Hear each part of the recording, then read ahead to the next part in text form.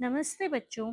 आज की वीडियो में हम पढ़ेंगे हमारी पाठ्य पुस्तक मल्हार कक्षा 8 के पाठ एक स्वदेश जो कि एक कविता है उसका सार। तो आइए देखते हैं हम कविता का सार।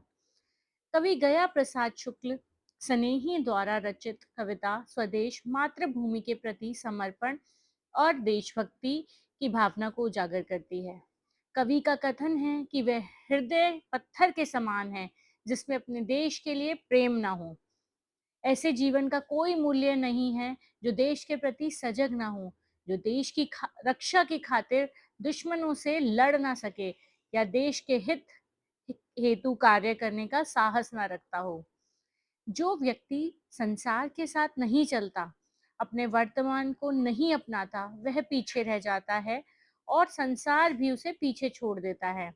और जो अपने मार्ग पर आगे बढ़ते हुए अपने साहस को छोड़ देता है, अर्थात हिम्मत हार जाता है, वह अपनी मंजिल नहीं प्राप्त कर सकता। जो व्यक्ति अपने समाज या जाति का उद्धार नहीं कर सकता, वह कभी जीवन में उन्नति भी नहीं कर पाता। कवि मातृभूमि की महिमा बताते हुए कहते हैं कि जिस मिट्टी में हम जन्मे, पले बड़े और जिससे हमें अन्न जल प्राप्त हुआ, जहाँ हमारे माता पिता रहते हैं और हमारा परिवार रहता है, वही हमारा सच्चा देश होता है। उसके प्रति हमें सदा कृतज्ञ होना चाहिए।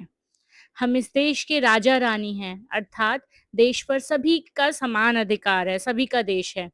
हमारे देश भारत ने अपनी संस्कृति, कला और ज्ञान को पूरे विश्व में फैलाया है। सारी दुनिया के ज्ञानी भी हमारे देश की प्रशंसा करते हैं। जो व्यक्ति अपने देश से प्रेम भाव नहीं रखता, उसके लिए उसका जीवन केवल धरती पर बोझ है। मृत्यु तो प्रत्येक की होनी है, पर सच्चा और अच्छा जीवन वही जीता है जो देश के लिए जीता है। कवि ने मृत्यु को एक जलते हुए दीपक की भांति माना है। वे कहते हैं कि जो परवाने देशभक्त होते हैं, वे निडर होकर अपना जीवन देश के लिए समर्पित कर देते हैं। अंत में कवि का यही कहना है कि देश की रक्षा के लिए तोप और तलवार अर्थात शक्ति, साहस और उत्सर्ग की भावना हम सब हमारे पास है। सच्चा इंसान केवल वही है जिसके हृदय में देश के लिए प्रेम की भावना है, और जिसके मन में देश के लिए प्रेम भाव ना हो, उसका हृदय पत्थर के समान होता है।